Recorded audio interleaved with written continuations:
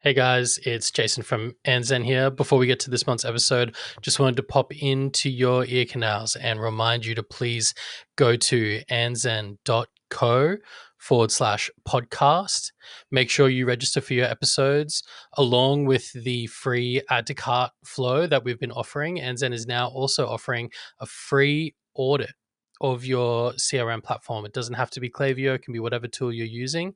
Our team will jump into the account, look at your data capture figures, your list engagement, your deliverability, all of your campaigns and flows, and give you a massive amount of insight on what you are doing today and what you could be doing tomorrow. So once again, head over to andzen.co/podcast.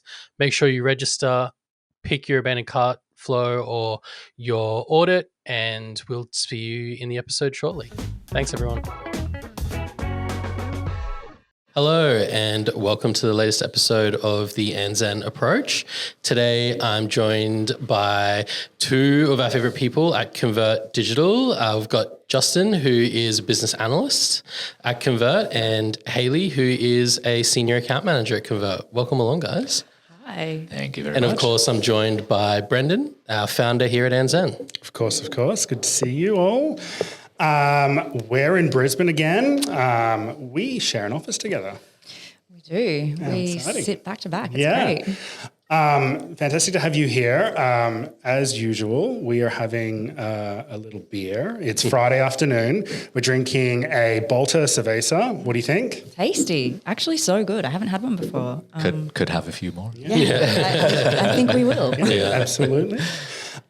Speaking of having a couple of beers in the sun, Yes. I heard that you guys just got back from Bali to celebrate 10 years of Convert.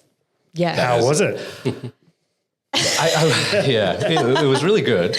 I would describe it in like two phases, maybe. Like What did the two phases phase be? one, celebrating convert and everything we've done, multiple days of fun and partying.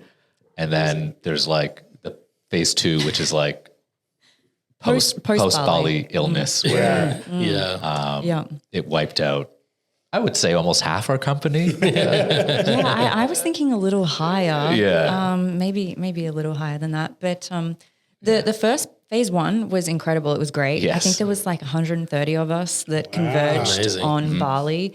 I feel like there was a pun there. And it was amazing. Celebrating 10 years of Convert and everything that we have achieved over the last 10 years and what we're planning to achieve in the future. And then meeting colleagues that we've never actually met face to face before, The Hanoi which was team. incredible. Yeah, our Hanoi team, our Philippines team. We had people fly in from the UK. Yeah. It was insane. It was amazing. The team did a fantastic job. The directors and the founders just did such a great job putting it on for all of us. But yeah, I don't think we'll be going back anytime soon because we all got so sick. I lost a lot of weight. Yeah. I heard a few rumors about maybe like some IV bags needing to be delivered to hotel rooms. I won't name names. They are not rumors. They are cold, hard Can facts. confirm. Yeah. Excellent. Yeah. Well deserved. Congratulations. Very fun. Yeah. What topics we get into, Jason? Yeah, look, I think you guys are the first time we've had another agency on the pod with us, which is really exciting. Nice. Obviously, to have some people who know what it's like to be us. But also, I think, you just talked about 10 years in this space. For people that don't know, you guys have been developers across a whole range of e-commerce tools, always with an e-commerce focus, but, by no stretch has it always been Shopify. You guys have experience broadly in what it means to have a high converting e-commerce website, which is amazing. And I think that's probably what I'm keen to get into straight off the bat. 2025, I think last year site speed was a huge topic. Everyone was going on about it. This year, things like Shopify's one-page checkout, checkout components. What are you guys seeing looking into 2025 as like the key things that merchants need to be thinking about for their websites? Yeah. Well, I think site speed is always on the tip of everybody's tongue, working with a lot of the other partners like SEO agencies as well, trying to get that site speed just humming along always. websites are living, breathing things. Like it's never a one and done. It constantly needs to evolve. It constantly needs to adapt. Metrics are changing across different platforms all the time that we need to be across and we need to be aware of. And there's so many different apps too, right? Like So all many. wanting a piece on the page, all loading some sort of JavaScript. Always. Yeah. Yeah. And like I said, they're living and breathing things. They need refinement. It's like a car. You've got to service it. You've got to maintain it. You've got to take care of it. So site speed is one of those core things that you need to take care of. But yeah, we're seeing big shifts around that, but also with Shopify's new checkout components, all of those changes with the single page checkout that we've been rolling out over the last 12 months, I think now, and now really starting to reap the benefits. Merchants are really starting to see that needle move since that new checkout has gone live. Yeah, awesome. Yeah, I'm not sure maybe clients, but site speed Q and what we did with the headless build. It's super quick and it's I'm not sure what I was going to say there, but it's well, the speed is fast. It's something you don't like notice until it's there, and then you see how fast it could be. Yeah, and then when a site is not as fast, you think what does a second or two matter? And it does. And increasingly too, right? Like there's a purchaser consumer expectation that your site is fast as Instagram, it's fast as TikTok. You know, like when there's slight little milliseconds of lag, they notice that, right? And then that's like, okay, well maybe that, I don't know if it's going to prevent a transaction or conversion, right? But surely it's going to have some sort of little background, like maybe the site is a little bit clunky, it's not as fast as something else. And, you know, any little thing to help get that conversion, get that sale. Well, yeah. And like, I know it's like for developers when they're talking about, I guess a lot of clients like to do like a Google site speed test and then I know a topic of conversation is always, you know, Google site speed test results versus what you're actually experiencing. And I think that's, a fine line to like in terms of client interaction and being like, it says this number, but like when you're actually experiencing it, because I don't know like the technicalities behind it, but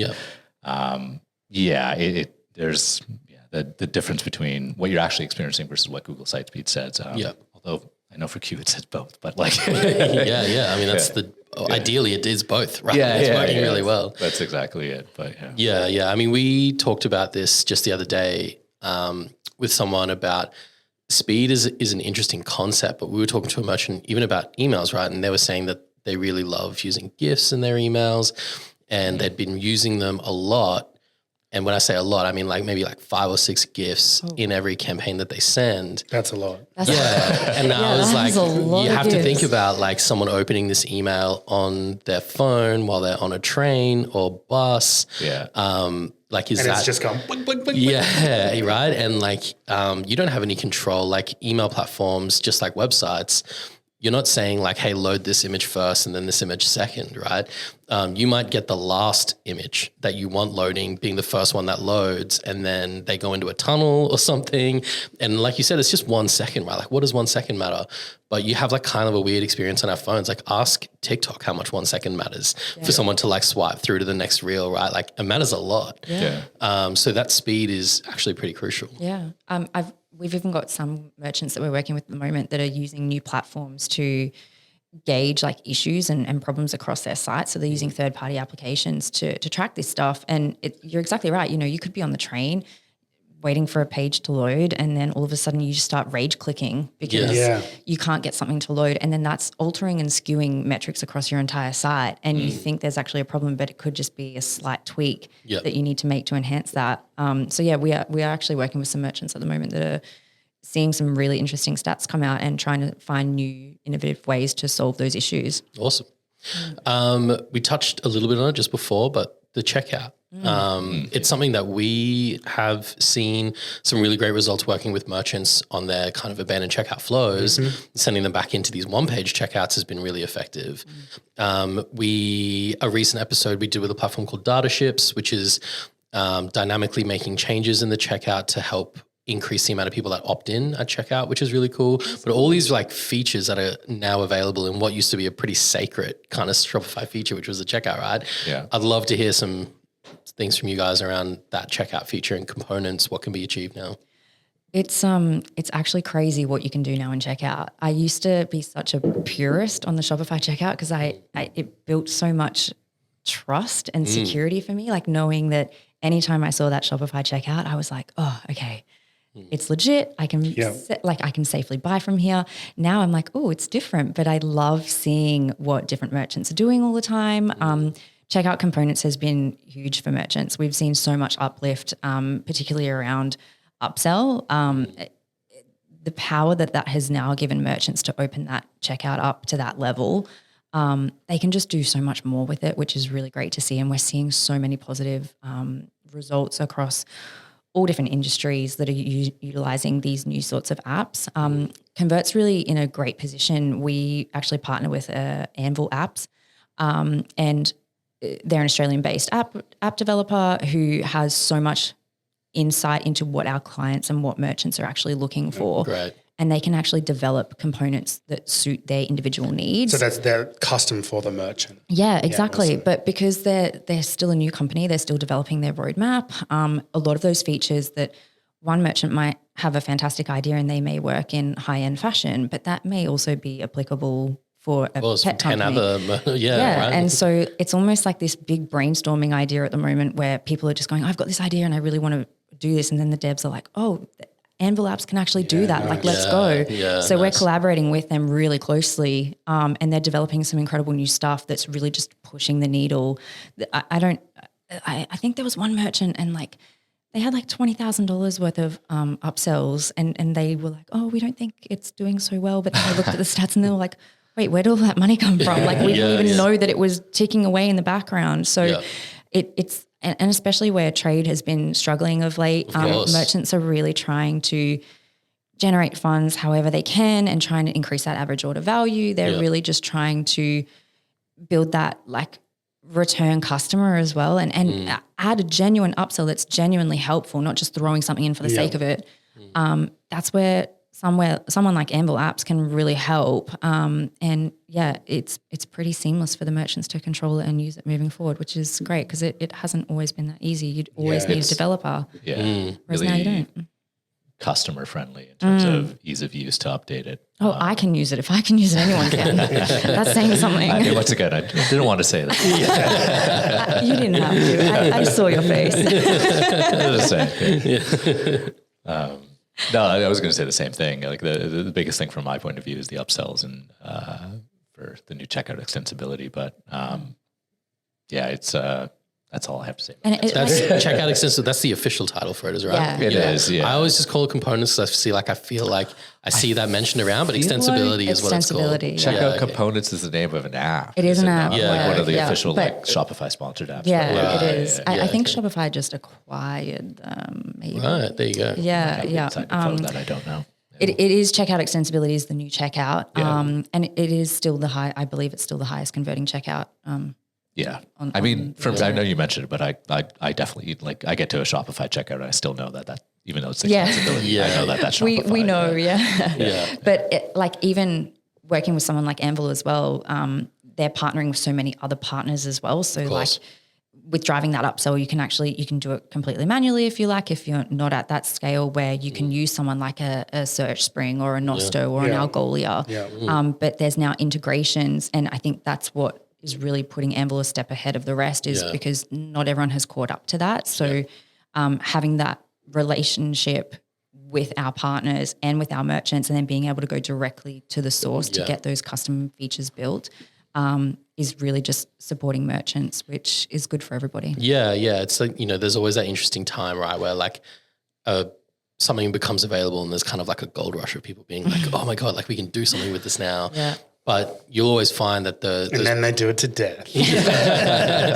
But the platforms that usually like that on top of the slaughter pile by the end of it are the ones that were like actually innovating, right? And they're not just thinking like, oh, what's a feature I can plug in here, but how can I also plug that into the 5 other apps that you use? And how can we make this from a user experience perspective, a seamless journey rather than just plowing a bunch of features into this new section. Yeah. Yeah, I'm sure there's it's so new that I'm sure there's things we haven't thought of yet that are still to come for. Oh yeah. for I can't checkout, wait to see, like, it's only the beginning. Yeah. And Shopify is evolving so rapidly. They're just rolling out so much new stuff.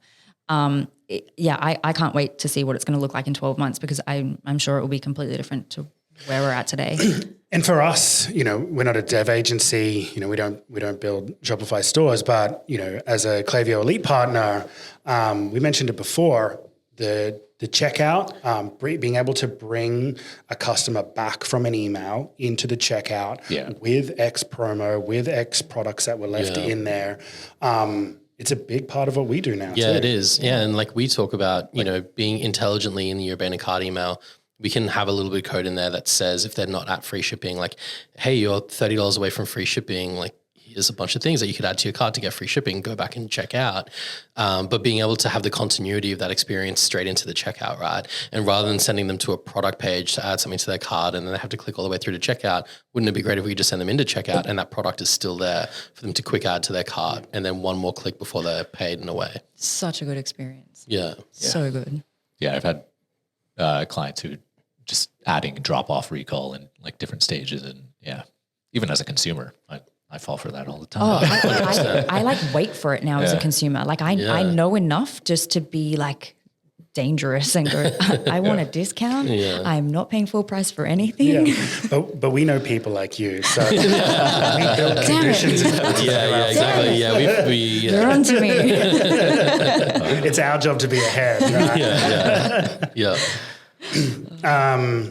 On that, I think it's probably a good time for a word from our sponsor. Absolutely. Klaviyo powers smarter digital relationships, making it easy for businesses to capture, store, analyze, and predictively use their own data to drive measurable high-value outcomes. Klaviyo's modern and intuitive SaaS platform enables business users of any skill level to harness their first-party data from more than 350 integrations to send the right message at the right time across email, SMS, and push notifications. Innovative businesses like Frank Green, Koala, Budgie Smuggler, Who Gives a Crap, and more than 146,000 other paying users leverage Klaviyo to acquire, engage, and retain more customers and grow on their own terms. And we're back. And with the magic of editing, our beers have filled up. That was amazing. Yeah. So I'm going to plug our podcast landing page, andzen.co/podcast. Please register your details there. You get notified about all the upcoming episodes. You can like and subscribe. We also have a free add to cart giveaway. We've built an amazing strategy, an amazing add to cart flow. Tick that box. We will contact you. We'll clone it into your account. You will make money. 100%. Yeah. Infinite ROI because it's free. Am I ineligible because I'm on the podcast? No, man, we'll put it add to carts wherever you want it to go. What's next? Well, I'm really keen to hear from you guys on a topic that I think like we debate as a customer journey agency, as a retention agency, I suppose. We don't often have that much say in the website, and more often than not, we're working with a merchant to say things from like pop-ups to how we capture data and all of that. We're kind of trying to fit into what the website strategy is. And I'm interested to hear from your perspective, those websites that are really, I guess, they break the mold from a UI, UX perspective, maybe very heavily designed experiential websites versus, you're really conversion focused, follow the rules perfectly websites. Do you guys have like a stance on where and when brands should be using these strategies? I guess it depends. It's such a It's a cop-out answer. Yeah, well, it is. I'm a that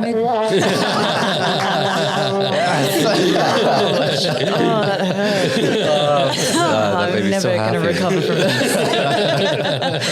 I'm a designer by trade, so I'm quite me too. biased. Yeah. Oh, we are actually. We're both design I backgrounds. started as a graphic designer. Oh, my God. Look at that. Did you? My son's a journalist, so yeah. How's that journalism degree? Yeah. So I love brand led work. It's my bread and butter. It's part of who I am.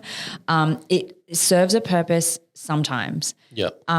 It's such a cop-out answer. It just depends on your audience, really. Yeah. It depends on your users. Like, are they savvy? Like, if you're going to break the mold and really change up an experience that's unexpected and not intuitive, you need to know who your demographic is. Like, who is browsing your site? How are they going to be able to navigate? How are they going to be able to do the core functions or features that you want them to do? Like, do they know how to add to cart? Do they know how to find the information that they're looking for? Are they lost? Are they confused? Like, you need to be really sure, like, what you're doing and what you're delivering. Like, we don't work with this person, but Zara, their website is incredibly experimental. It's like editorial kind of vibes. It's really like that digital, it's that digital catwalk. It's pushing the needle, but is it a good experience? Yeah. Is it a conversion orientated experience? Exactly. Isn't it great to be, in 2024, 2025, living where we can build these sites to whatever desire, really. Like, not just full custom, but like this is sitting on top of Shopify and, it might be headless, but you can build this like crazy imagination of the brand or the owner. Or it can be like pretty traditionally standard product feeds, things like that. Yeah. And I think like, go nuts if you've got the market for it and if that's what your brand is all about. But at the same time, there can be a nice balance where we work with some merchants where just their homepage is really like pushing the needle, but then the core functionality around like, how can I browse a collection page? How can I browse a product page? Is my checkout intuitive? Is my mini cart easy to access? Like that sort of stuff. You can stick to the rule book and it will still convert really damn well, but make sure that your homepage is like really fun and exciting. Like that's where you're capturing people. So it is a cop-out answer. I guess it just depends. No, but I mean, you got to give the juice. I think you did that. Right? A client can be like, I want to do this. I want to have this. I want to have these crazy videos. It opens up, and can we do all these things? Yeah. And as agency, we're like, you got money, right? Yeah. But also why? But also, like to our earlier point is, how's that going to impact your speed? How are you guys going to manage this? Have you got an internal team that can support this? Like, have you got the content to go with it? Keep it fresh, keep it innovative. Like, what happens as soon as this season's over? How do you keep pushing the needle? We have to completely rebuild this. It's not automated now. Is it a one and done? Like, are you breaking onto the scene? Like, are you a new brand with a new product, or are you a fashion label that's in a really saturated market and you're trying to get cut through because you're pivoting your target demographic? Like, what are you doing? I guess it really just depends. It just depends. Yeah. I mean, Justin, you're throwing a lot of shade here. I'm giving you the opinions. I actually feel the same way for the most part. Like it really is brand dependent. Like I only because browsing it recently in a client of ours, but like Stussy is like, it's.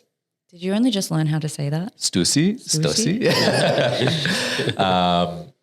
It's that fine line of being, it's still like conventional in its flow, but like it's different enough, I found, for their website. Like even their landing page is just, and then their collection pages has no info, which is the product image itself. And it's like different, but not. So you're still getting, it's familiar.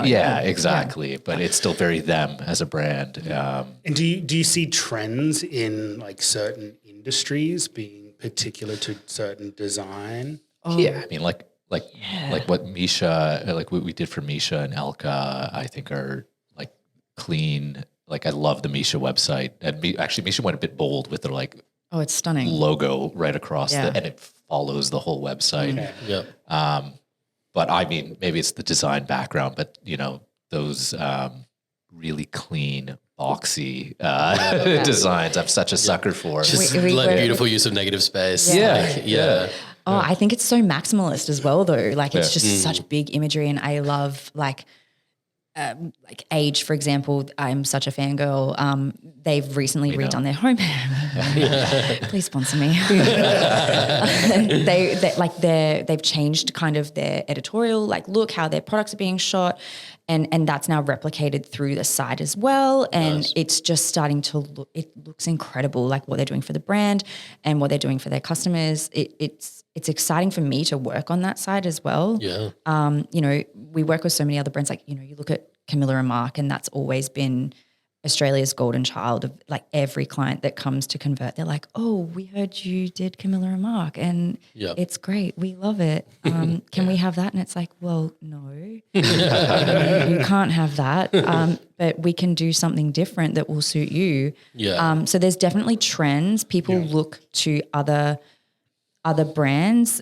But I think the beauty of working at Convert is we work with so many different industries. Yeah. And what may work for, I keep using pets as an example, because pets is such an interest. Booming. Hey, Oh my like, God. all the post-COVID fur children that everyone has. Like Guilty. Yeah. I love the pet industry because it's so interesting. Like they're doing so much new stuff, and like what may actually be appropriate for a pet company could apply in some weird way to a high-end fashion label. And that's exciting to me. So I want to be able to take things from different industries and apply that to something that may be a little bit different instead of copying what someone else in your same field has done. 100%. And, you know, I'm going to go there. We are two agencies. Some of the benefit of an agency, right, is that you don't just work on the same brand day in, day out, right? And you're sort of in this echo chamber of everybody says do this and everyone like says, yeah, that's great. And you don't really look outside too much. But as agency, you're working on a ton of projects normally at the same time. You've normally, you know, 10 years and, you know, we're past 10 years. You have such a long history of working with different clients of different size across various different industries. You bring all that experience in when you have a new client, and a little bit that worked here, a little bit that worked here, across different industries, different size segments, maybe even different regions. You bring that together. I think that's the benefit of an agency. You get a super website. Yeah, exactly. 100%. As long as you listen. And look, like it's great. Like, we have so much experience, but we work with companies and merchants of all different sizes. And that is the benefit of working with an agency. You know, like a small startup mum and dad could reap the benefits of working like with someone enterprise, and you know, you don't know who could be the next big enterprise company. Like Australia's got so many stories of these like little battlers that have just like gone up through the ranks. And it's like, I get excited by that idea. I'm like, I want to be able to help the little guy get to where they're going. Yeah, totally. And just be like, I was a part of that. That's pretty cool to me. Absolutely.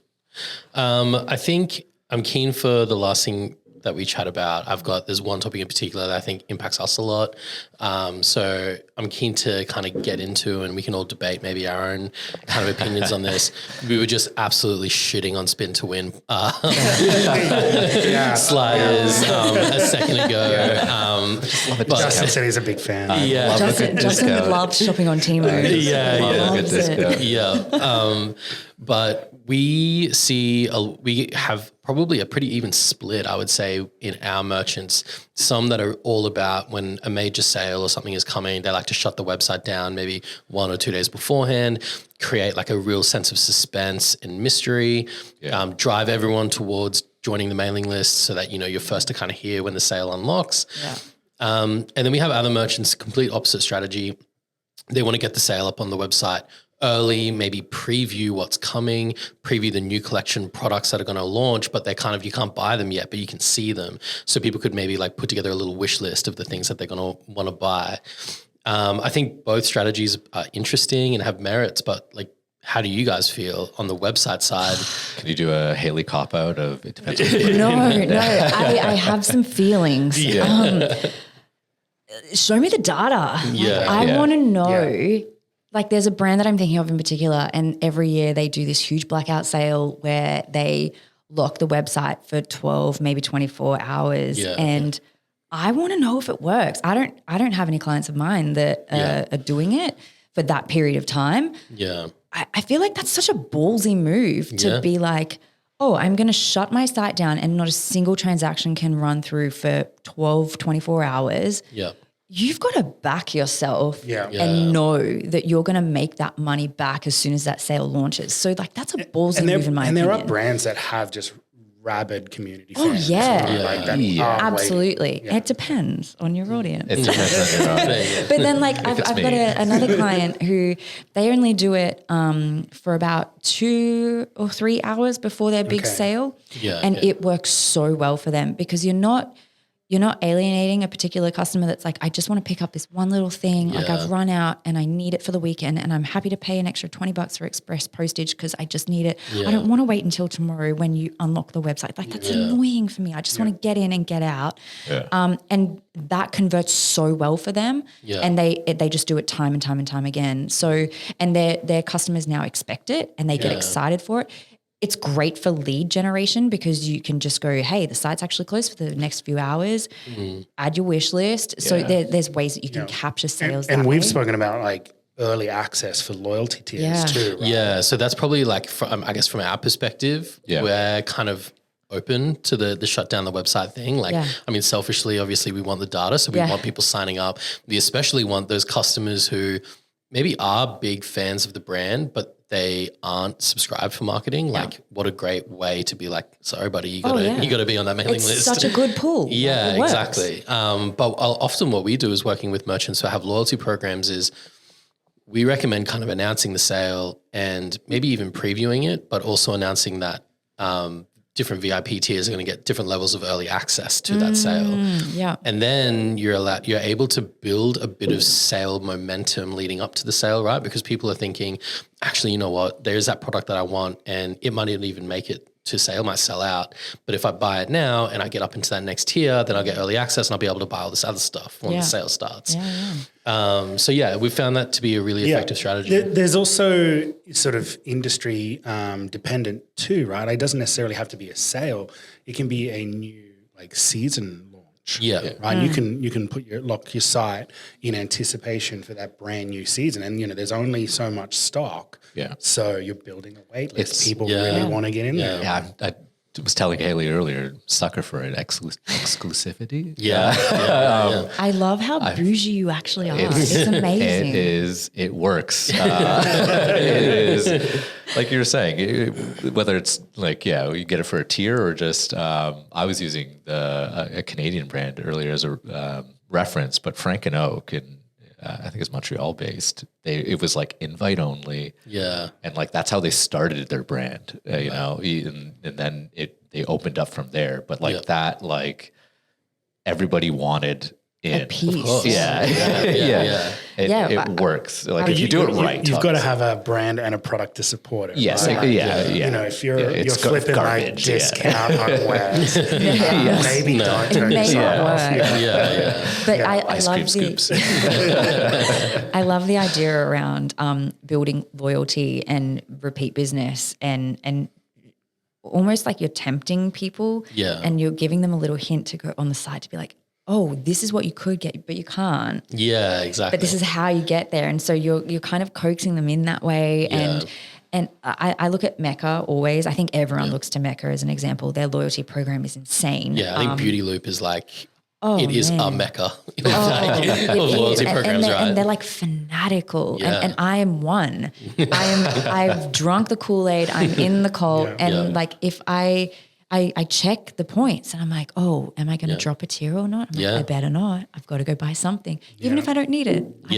If my partner listens to this, he's like, I remember my wife. Never buy a house. I think I remember like my wife wanted like a new straightener and she was like, get it from Mecca because then I'll get into the next tier. That's and fun. Then like I get for 12 months, I'm going to get the better box of free stuff every month. This is the actual reality, right? Like you can talk about like having loyalty tiers and having good retention and, shutting down your site. But the reality is like you build rabid anticipation. Someone who's like, I was going to spend 50, but now I'm definitely spending like $200. Easily. And hiding my bank statement. And then you're in, right? You're in, you're like, oh, I'm first in. Bye. Yeah. You start making that excuse. Oh, I'll buy my partner a shirt as well. And then you're like, hey, I got you a present. I have clients that literally their Christmas gifting season, they're like, oh, okay, so my mum gets this perfume from Mecca. My boyfriend gets this cologne from Mecca. I get this skincare. And it's just to build the points. And I'm like, this is an excellent strategy. You think we would know better, but we're the opposite, man. We're too far in. Opposite. And I'm like, oh, okay, I've just got one loyalty program. That's all I can handle for now.